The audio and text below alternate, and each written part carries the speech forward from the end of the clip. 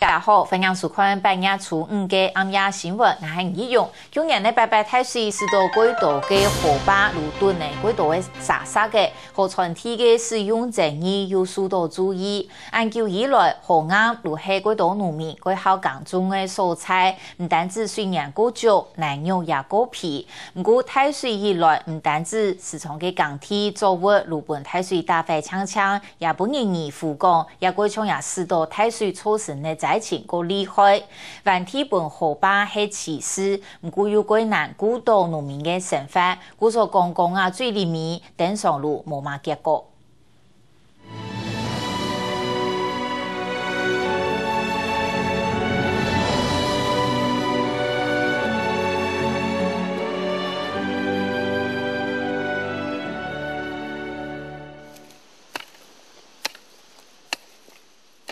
辛苦種出來，無論係蟲兒，也係鋪兒，都安搶。唔過就在順條，東檢河壩嘅信報，已經被睇為棒為棒。有條沙埔紅界農作物，因為太水緊骨，做啲耕種嘅萎縮，見累減少咧。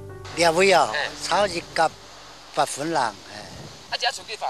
一隻存炒5分地左右啊，都河壩過來有投資嚇，有大把水災。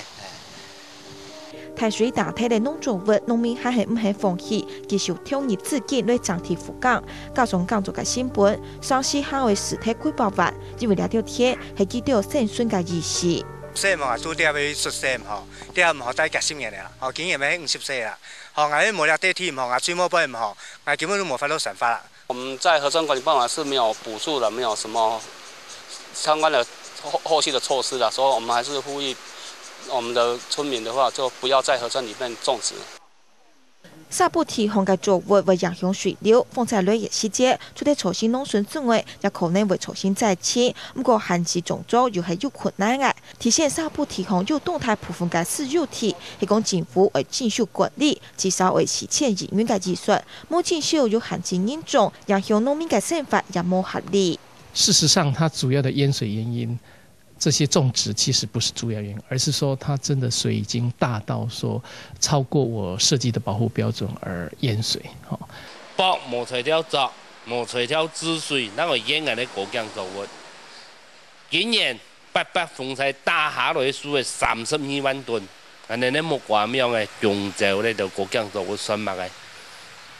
底下嘅法令規定，河港堤做啲種50公分以下嘅愛光作物，唔過需要準備到限卡周全，就唔會影響水流，又顧得到農民嘅生活。基於台灣的特殊條件，因為台灣地狹人稠，很多你不靠這些，事實上是生計難以維持。那事實上是可以適度的放寬，甚至於就是說我把標準定得更清楚一點。政府有安尼魄力，可以跟河川體全部收費。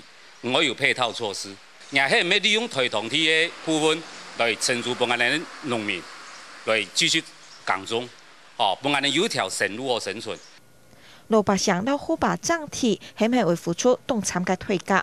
尤其面對熱夏天氣唔正常，為對抗嘅因素變多咧，想做得會好好處理，還會自己清出好嘅方法，將做得兩條古道重操送讓。客家新聞李鳳琪、鄭芬琪、王小琪、潘景祿特別報道。